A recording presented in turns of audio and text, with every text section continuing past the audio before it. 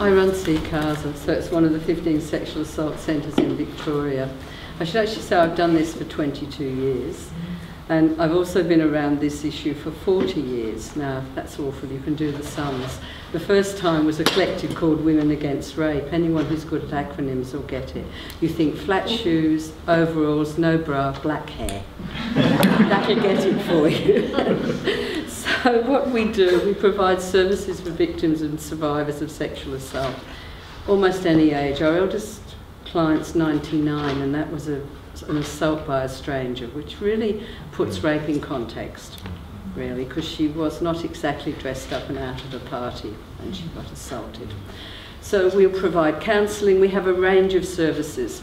And that's how this came about for me. We provide the obvious crisis counselling, we provide therapy for people. We have a number of other things that are not straightforward talk therapy to help people get beyond what's happened to them. Because for some people, talking isn't the best way. So we have a gym group and we have an art group.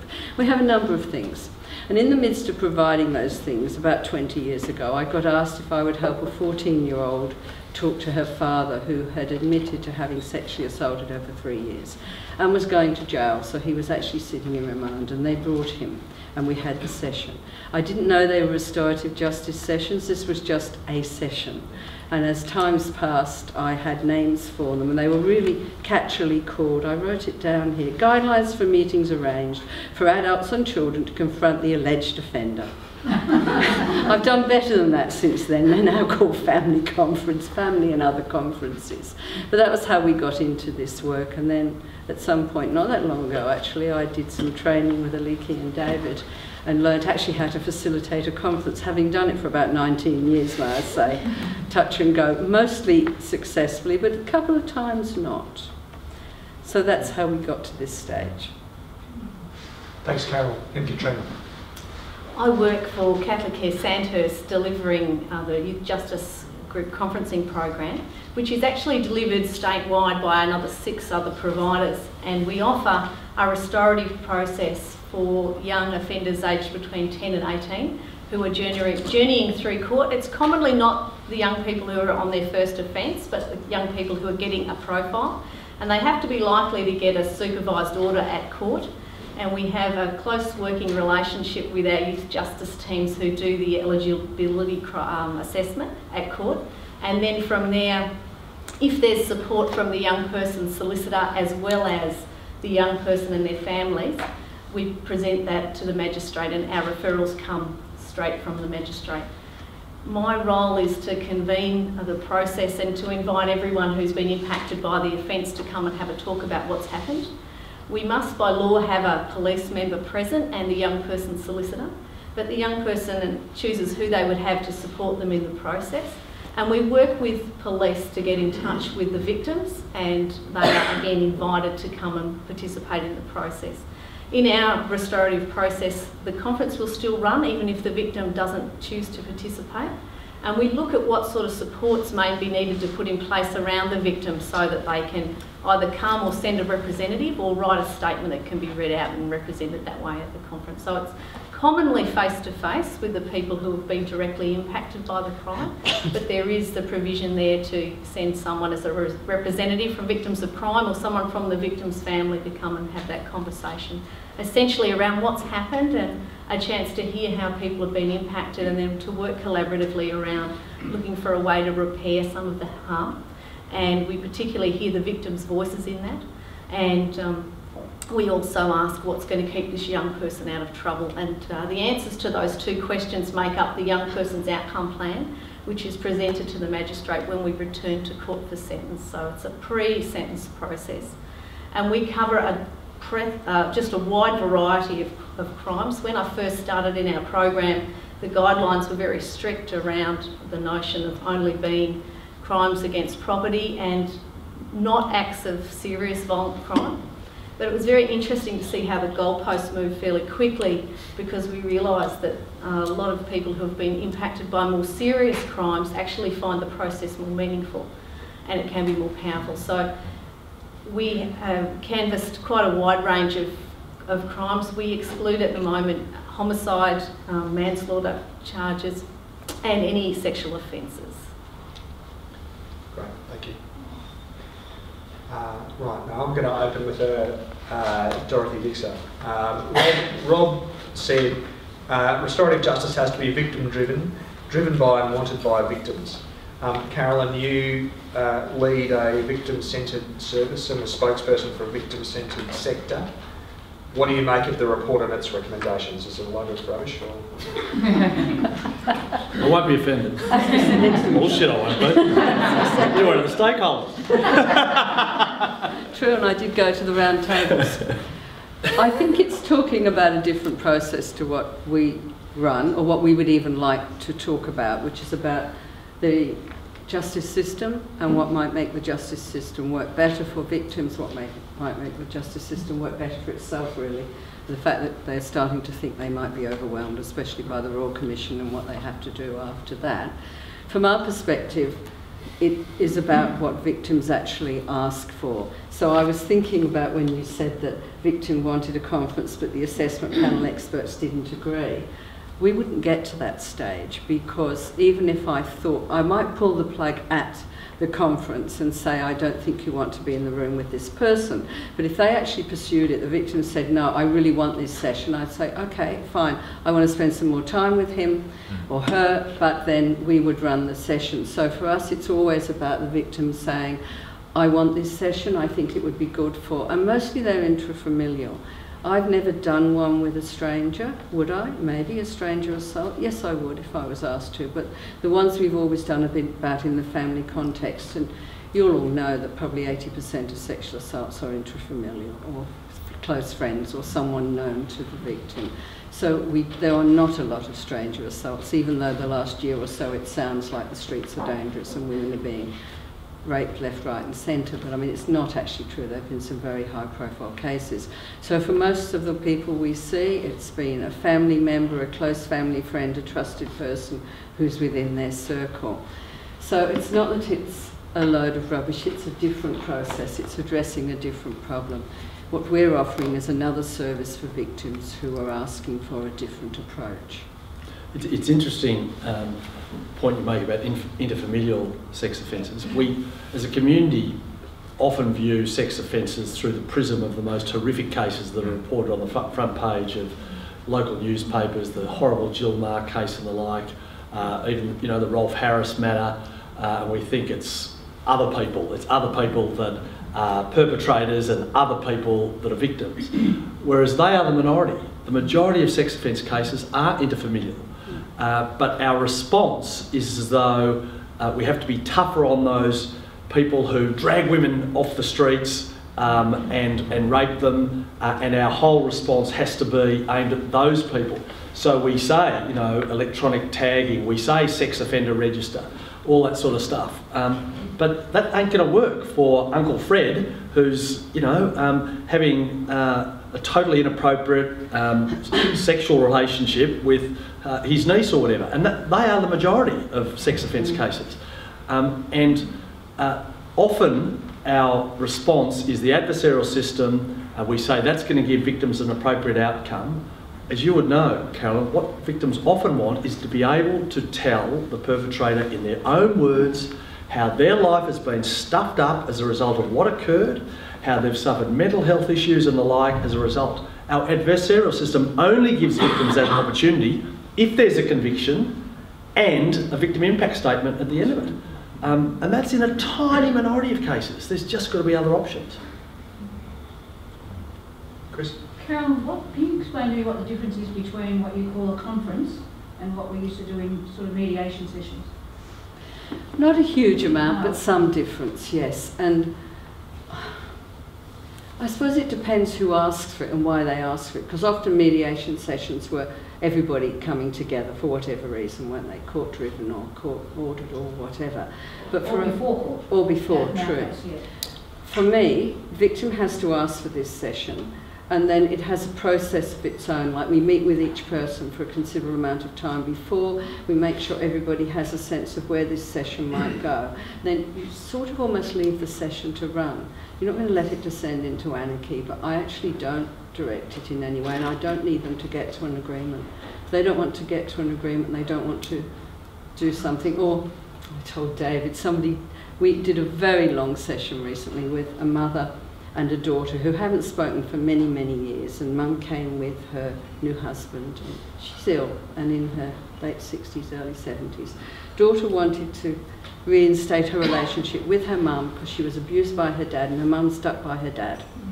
And he's since died and she's since remarried.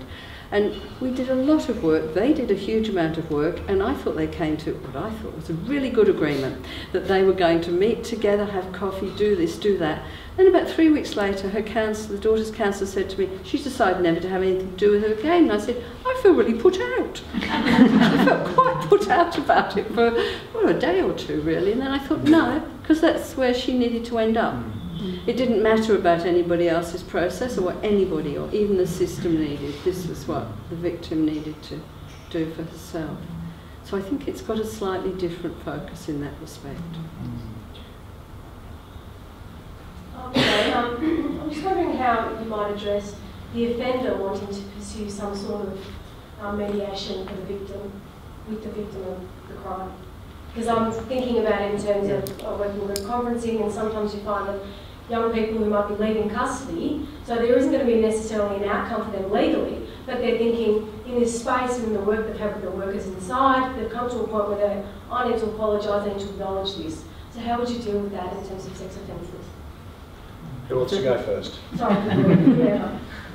Me? I'll go first. If that was directed at us, I wouldn't be in that position because we're a victim service. So I'd have had to have the victim or family members or somebody asking for the process, and then we have a deal. We deal with the offender. Although I keep getting referred currently cases, and somebody did refer someone who'd come out of jail after 10 years, which would make you think it was serious offending, and he asked me would I contact his daughter. And I said, no, I won't, but if you get family members and someone's contacted her and she wants to meet with you, I would do that for her, but I'm not going to do it for you.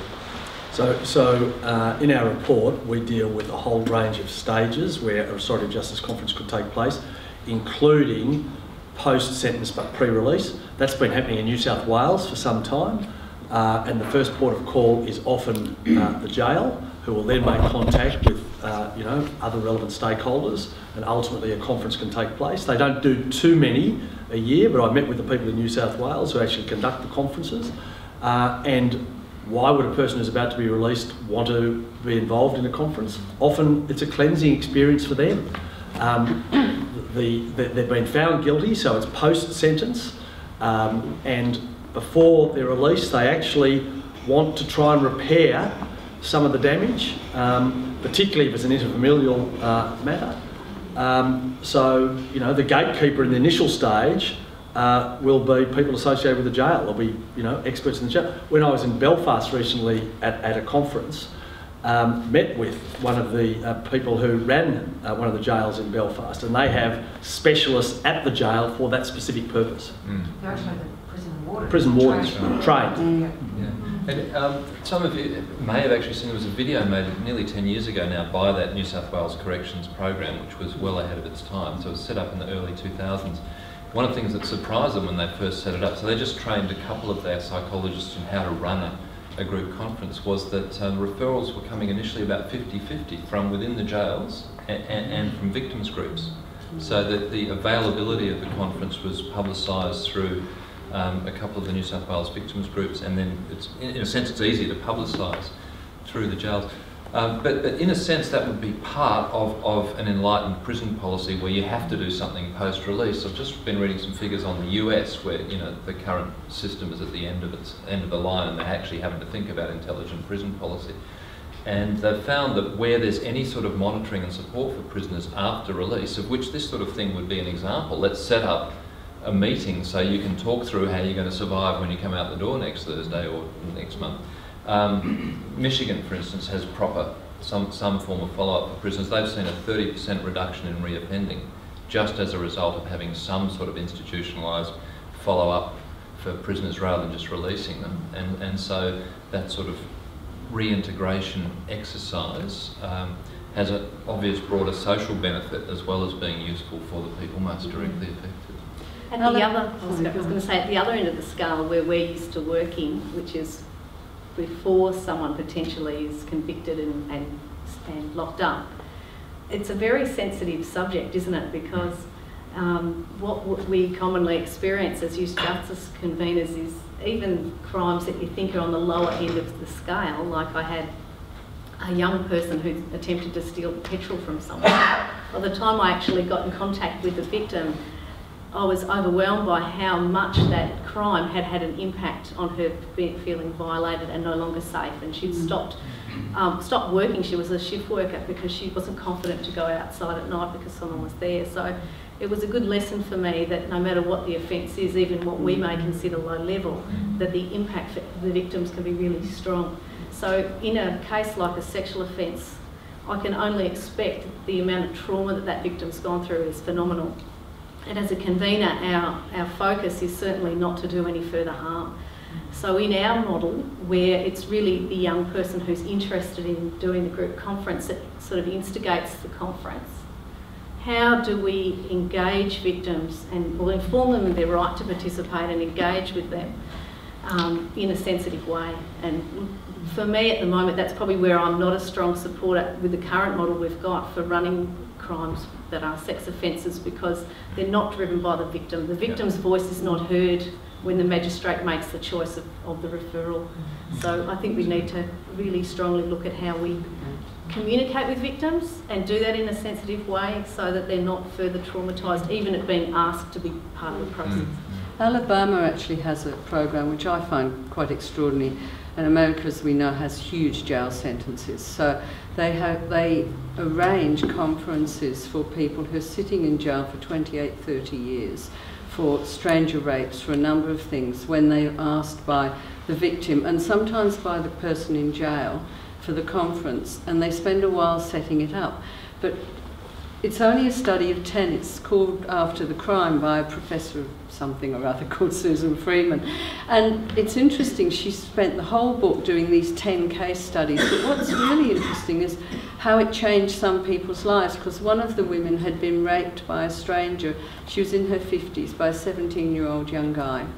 And she had stopped for 10 years going outside to sit on her porch, going out at night, a whole load of things. And she was asked would she see him, and over a year they set it up and worked it out, and she did. And for her, I mean, it didn't go away. She'd always got this trauma, but she felt able to sit on her porch because she was able to say to him, why me? Which is often what we hear. People want to know, why me? What did I do? And he said, you didn't do anything. You answered your door, actually, and the other 3 people didn't. And he was just door knocking till he found someone who answered a door, and she answered the door. But she'd spent 10 years, and I thought, I'll have to start thinking about this slightly differently, because I would say, no, I don't want to know if the offender wants to do it. But for this woman, it was a huge change, and for several of the others it was too. I thought, that's interesting that people are doing this, and I never thought of Alabama as progressive. Just for those, I mean, for those who have doubts about restorative justice conferencing and sex offences, the Restorative Justice Council has put a number of examples on their website, and there's a story about Joe's story about surviving rape, and she talks about the meeting. She talks about why she wanted to meet with the perpetrator. She was raped by somebody who was known to her, a young boy. She talks about when she went into the jail and met with him straight away. He looked a bit older. Anyway, she talks about the experience, and it really is quite an extraordinary story. And she ends the meeting basically not expecting him to apologise, but towards the end he said, "I'm sorry," and that's a proper sorry, and I could see for myself he really meant it. He told me he would never do anything like that again, and then she goes on and gives him a gift at the end, and I don't mean a present as such. She says, as the meeting finished, I was asked if there was anything else I wanted to say, and I gave him what I've later come to think of as a gift. I said to him, "What I'm about to say to you, a lot of people would find hard to understand, but I forgive you for what you did to me. Hatred just eats you up, and I want to go on and have a successful life. If you haven't already forgiven yourself, then I hope you will in the future." I didn't say it to excuse what he did or to minimise it, but because I wanted myself to be free of that burden of grievance. And as importantly for me, I hoped Darren could learn, move on and forgive himself. It's actually quite an extraordinary story. And it goes to show that the needs of each victim is different. There are some victims who will absolutely want to go through the adversarial process. My wife prosecutes sex offences, okay? She's a barrister and that's all she does. She prosecutes sex offences. And sometimes, if a jury comes down with a verdict of not guilty, the victim is of the view that the community is saying, "You're a liar. You said you were raped and you weren't." Well, that's not what a verdict of not guilty means. All it means is that there wasn't enough corroborative evidence, or isn't to prove it guilty, the proofs couldn't be met. But sometimes victims take the view that society is saying they're a liar, and there's self-harm that takes place after it. We've got to look beyond the adversarial process, not abandon the adversarial process.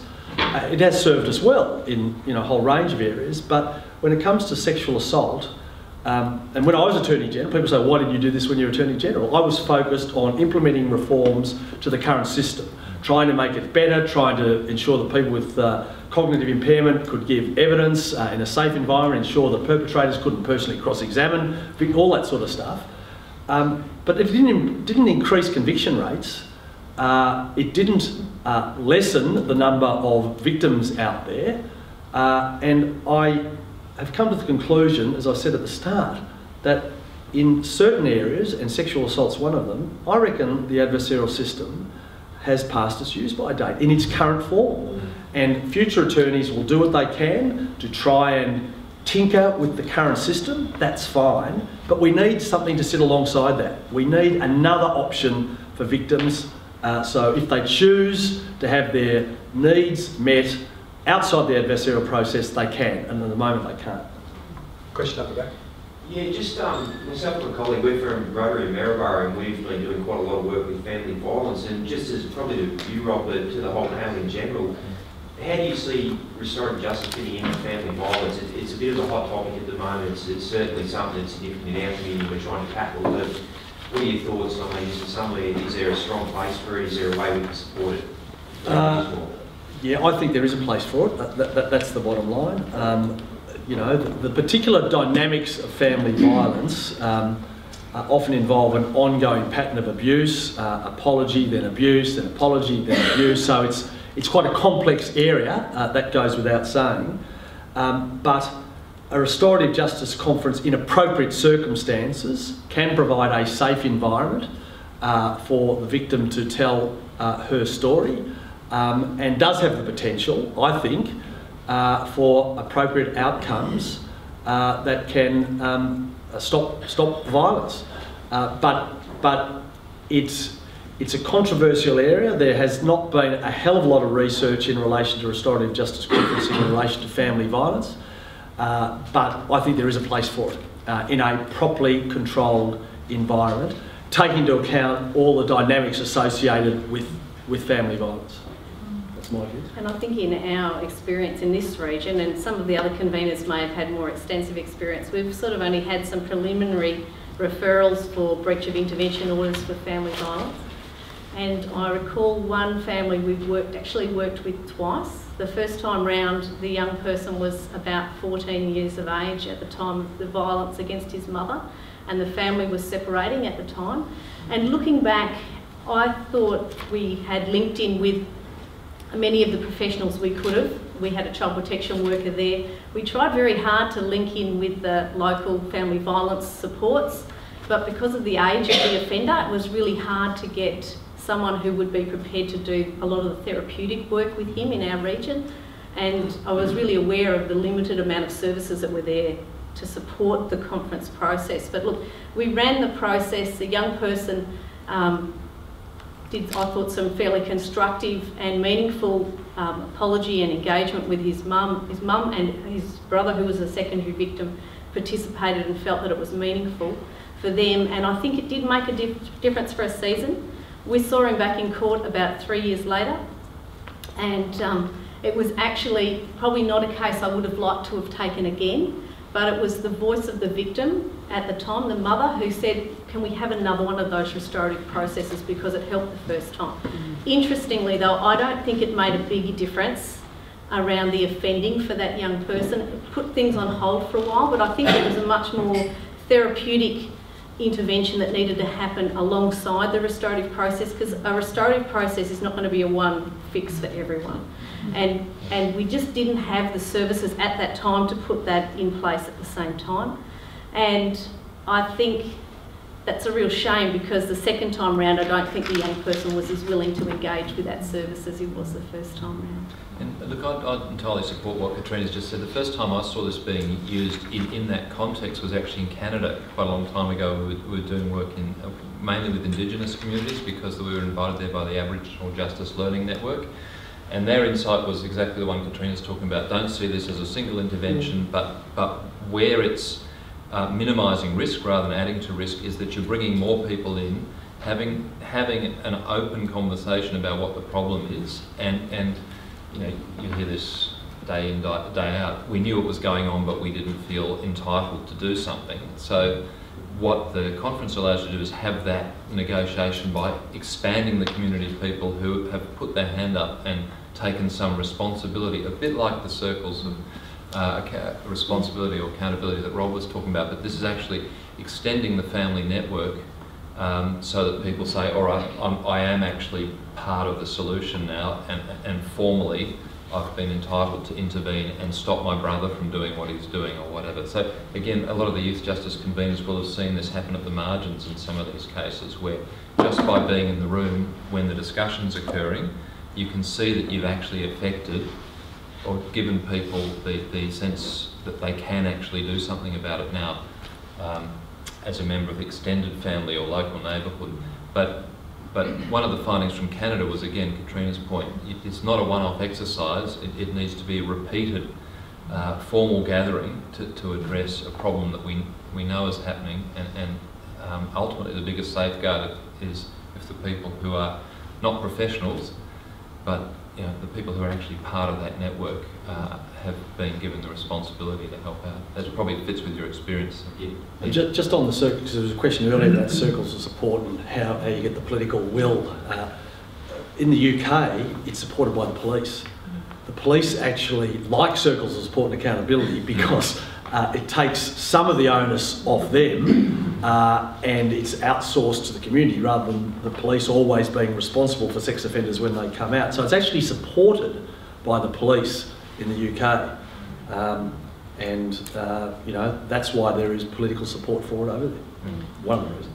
And it works.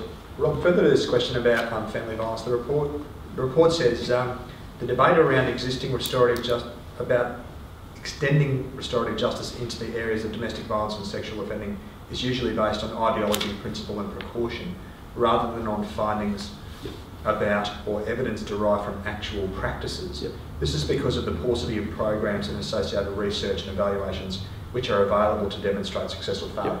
Yep. And this is a question to everyone. Is there the political, ideological, academic and practical space to be conducting these sort of programs and evaluating? Are you saying not under the current government? Well, I'll start. Well, it's not just a political issue. No. The ideological space as well. Absolutely. And I've met with Ken Lay about this particular issue. Ken Lay is passionate about doing something innovative in the family violence sphere for a whole range of reasons. It is an epidemic in Australia and in Victoria. And of course we all know about the tragic Luke Batty's case. and we had a conversation about trying to work our way back from the tragic Luke Batty's matter to see what interventions could have taken place along the journey prior to that tragic incident, and what might have worked, and was he known to police, all that sort of stuff. We have certainly substantial will within the police force in relation to thinking outside the square in this space. As I said, one of the projects we've been asked to do at the centre is a project on family violence, and I expect we will come up with some very innovative options. And I think there's, by and large, bipartisan support for further work to be done in this space. As you know, the opposition have said if they were to win government, there would be a Royal Commission in relation to family violence. I think that's a good thing. It's not one of those Royal Commissions that are actually looking to blame, but it's actually trying to get all experts and stakeholders in the field to look at innovative options to address this scourge of family violence. So I guess it's a long-winded way of saying restorative justice conferencing, I expect we might touch on in our report in relation to family violence. There is no silver bullet as such.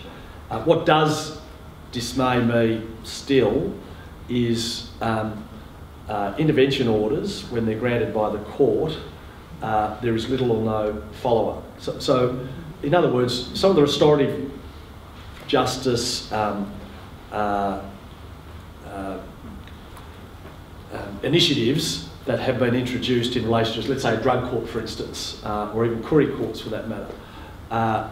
You have a magistrate being able to recall the parties on a regular basis, monthly basis or fortnightly basis, or as often as the court deems appropriate, to see how participants are proceeding on particular orders that have been made. It doesn't happen in family violence.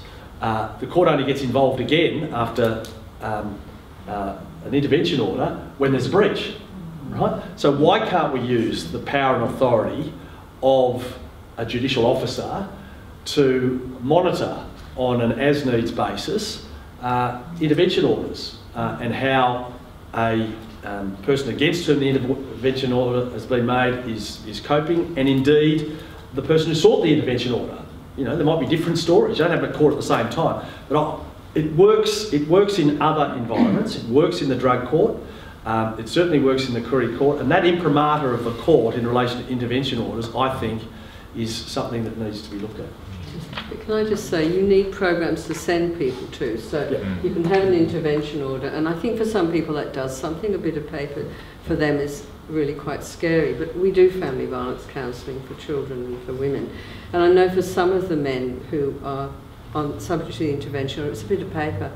They've already been in trouble with the law, so it doesn't do anything. You're also talking about family habits and ways of operating that have developed over a decade or 2 decades, or they were their family of origin habits. It takes more than, you know, court really to alter that. You've got to go to a program, you've got to be committed, you've got to do things. I don't know what the current phrase is. They were behaviour modification once, they're anger management now, but you need something like that that goes for a period of time. That, yes, men's behavioural change. Men's behavioural change.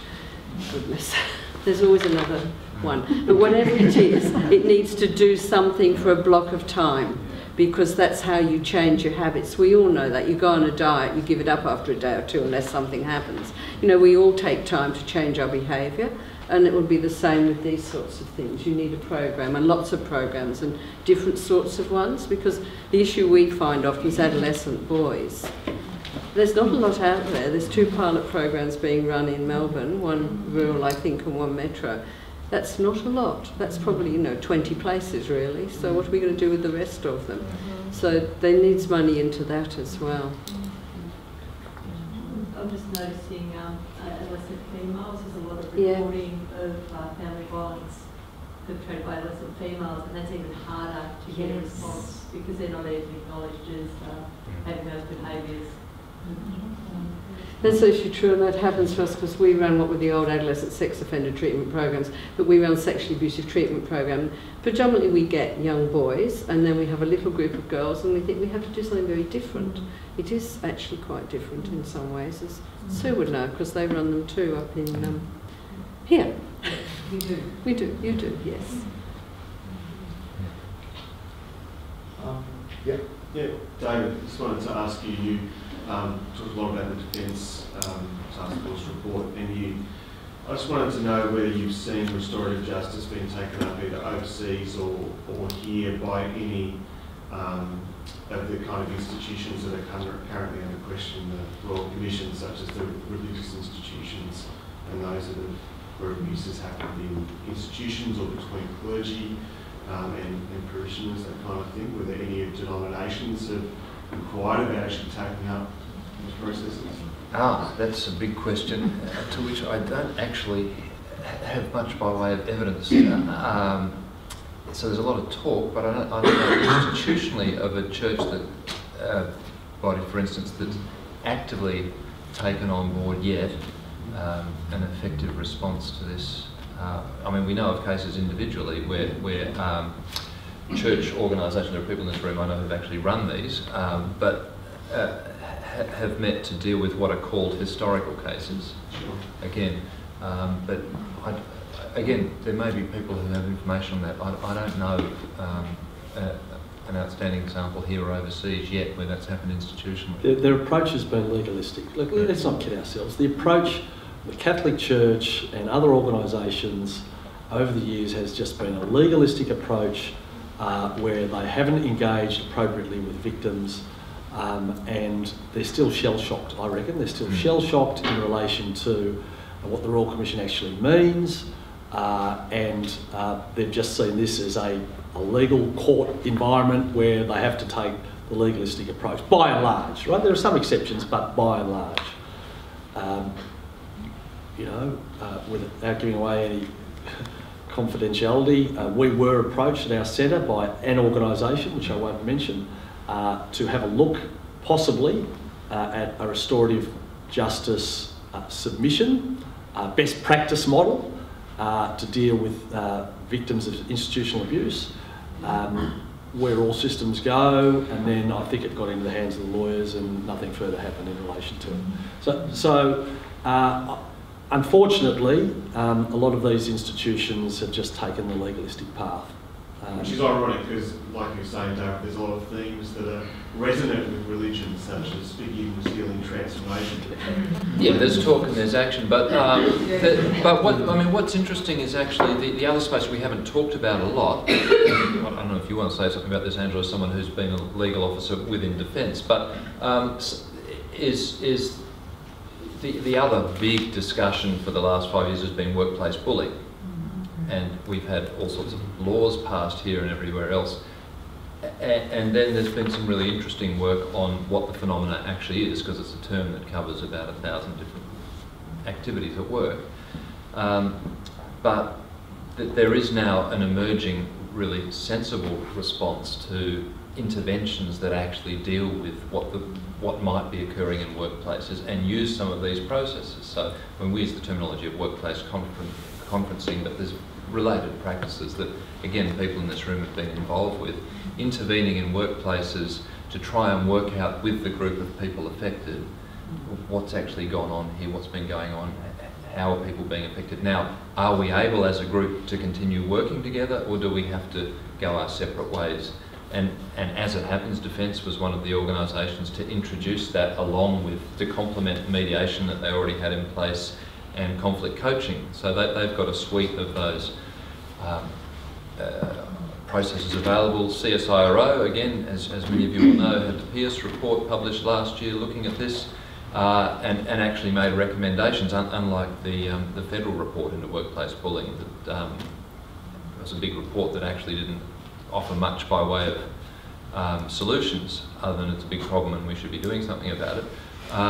But specific organisations are saying, well, over time what we've got to do is shift from primarily looking at reactive responses through active prevention and promotion of good communication practice, which doesn't come naturally. I mean, it's only very recently, historically, that humans have been working in these large bureaucracies, and we're only just now working out how to get on together, because not that long ago we were all walking around in small bands where we only spoke to 20 people for all our lives, and had all sorts of careful rules about how not to argue with each other.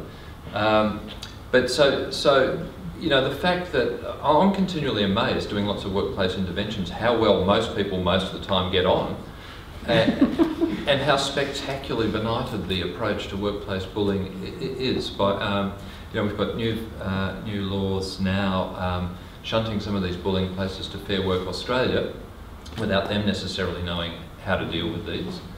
I'm being diplomatic there. So, you know, it's an emerging space where there's a whole lot of good work to be done. Again, tying together practices that we know work, but actually working out collectively what needs to be done and how the case management needs to be run, and rethinking, I suppose, what's been on offer over the last 20 years, which is, oh, you can go to court or you can have mediation. Which, you know, 80% of the time is not exactly the right medicine, or it might be useful on its own. Sorry, it might be useful, but it needs to be offered along with something else or as a series of interventions and the like. So this whole area of how to deal with disputes and conflict in workplaces is really only now starting to be dealt with, I think, systematically and in an enlightened way. And of course, many of these cases are precursors to sexual misdemeanours, sexual assaults and the like. But it kind of ties into my question, David, and to use the group conferencing, but just about winning hearts and minds around conferencing sex offences. I guess to use the group conferencing program as an example, I mean, I was involved in its inception 13 years ago, and then it was strictly a diversion program, and we struggled with police, we struggled with magistrates, we struggled with legal reps who thought it was too hard, magistrates thought it was too soft, police thought it wasn't there. To the point now, as Katrina pointed out, that the goalposts have moved significantly. Yes. We've got the chairperson of the Youth Parole Board suggesting we have pre-release conferences for very serious offences because victims have contacted the board and said, look, I've got concerns, I know this person lives here, or do they know where I live, or so we're addressing. And in addition, I've got to pick up one point that Katrina made. There's nothing in legislation to suggest that we can't get referred. There are vetting guidelines, and it's only a matter of time till we get that. So I can have, I work for the Department of Human Services and oversight the program statewide. I can talk about conferencing murder and manslaughter cases, and I talk about, you know, post-sentencing happens in New South Wales, and I can have a fairly good conversation with my colleagues who are, I think, fairly intelligent people. When I said yesterday that I was coming here, and what the topic was going to be, there was hysteria. How do you tell a psychologist to settle down? Just relax. Are you going to be allowed back into the department? Is that because they heard I was speaking? It's because I was speaking, that's right. Don't go listen to that bastard. Anyway. No, it was, you know, he's only an adjunct professor. So it seems to me like I can have a conversation, in reality, I can have a conversation with many people around running these sort of conferences because we get it in the youth justice system. There aren't that many young sex offenders, and those might be, anyway, I won't go there, but when you bring up this topic, there's hysteria, and I know it prevails throughout the youth justice system with all those stakeholders. And I'm just wondering, it seems to me like there needs to be some sort of higher level of conversation, because you've spoken eloquently about there's evidence, you know, this will work, we've got all of us on board with this. If nothing else, just to give the victim the opportunity to participate in the process that they might want, as simple as that. That might be the beginning point.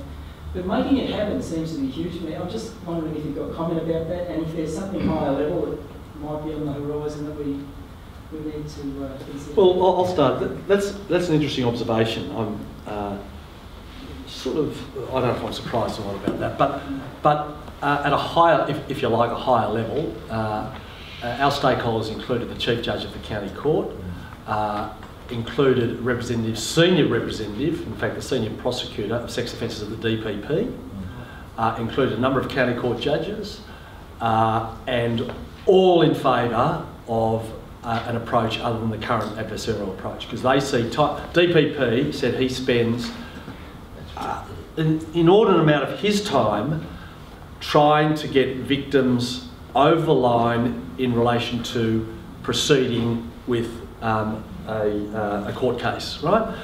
They might have enough guts to report it to the police, and the police might believe there's enough evidence ultimately to get a conviction, but once it gets to the committal stage and they're cross-examined at committal, or whatever happens at the committal, they won't take it any further.